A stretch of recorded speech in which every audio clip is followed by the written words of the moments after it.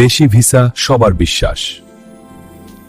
Hello বন্ধুরা, কেমন আছেন? আশা করি নতুন একটি ভিডিওতে আপনারা সকলেই ভালো আছেন।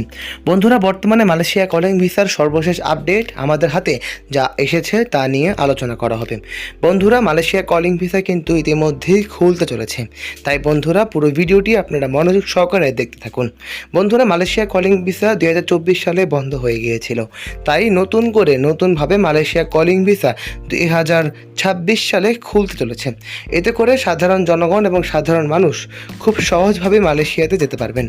প্রথম যে বক্তব্যটি আমাদের প্রধানমন্ত্রী প্রকাশ করেছে, যারা মালয়েশিয়াতে যাবেন তারা অবশ্যই সরাসরি মালয়েশিয়া সফটওয়্যারগুলোর মাধ্যমেই ভিসা প্রসেসিং করতে পারবেন, যাতে কোনো দালাল বা কোনো রিক্রুট এজেন্সির মাধ্যমে যদি আপনারা না যেতে হয়। পাশাপাশি মালয়েশিয়া কলিং ভিসার যারা মেডিকেল করে ফেলেছেন তাদের কিন্তু খুব শীঘ্রই পাসপোর্ট নিয়ে নির্ধারিত এজেন্সিগুলোতে জমা দিতে হবে, যাতে করে আপনারা খুব সহজেই বৈধভাবে মালয়েশিয়াতে সরাসরি যেতে পারেন। বর্তমানে মালয়েশিয়াতে কনস্ট্রাকশন, কৃষিকাজ, ম্যানুফ্যাকচারিং এবং রেস্টুরেন্টগুলোতে কিন্তু প্রচুর সংখ্যক শ্রমিক নেওয়ার আলোচনা চলছে। তাই বন্ধুরা, যারা মালয়েশিয়াতে কোনো স্কিল ছাড়া যাবেন তারা অবশ্যই কোনো না কোনো কাজের দক্ষতা অর্জন করে যান, যাতে করে মালয়েশিয়াতে যাওয়ার সাথে সাথে আপনারা বিভিন্নভাবে কাজের সুযোগ পান, যাতে করে অল্প সময়ের ভিতরেই সফলতা অর্জন করে নিজের জীবনকে যদি উন্নয়নের মুখে এগিয়ে নিয়ে যেতে পারেন। বর্তমানে মালয়েশিয়াতে প্রায় 6 লাখেরও বেশি শ্রমিক নেওয়ার কথা আলোচনা চলছে। বিশেষ করে বাংলাদেশ থেকেই এই শ্রমিকগুলো পূর্ণ করার আলোচনা চলেছে। ইতিমধ্যে আপনারা জানতে পেরেছেন মালয়েশিয়াতে কিন্তু আমাদের প্রধানমন্ত্রী তারেক রহমান গিয়েছেন।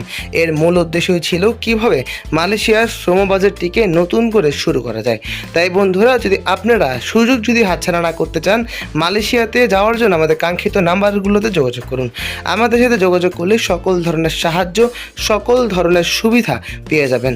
মালয়েশিয়াতে কলিং ভিসা এখনও পুরোপুরি চালু হয়নি, কিন্তু আমরা আশা রাখতে পারি জুলাই মাসের প্রথম সপ্তাহে কিন্তু মালয়েশিয়া কলিং ভিসা চালু হয়ে যাবে।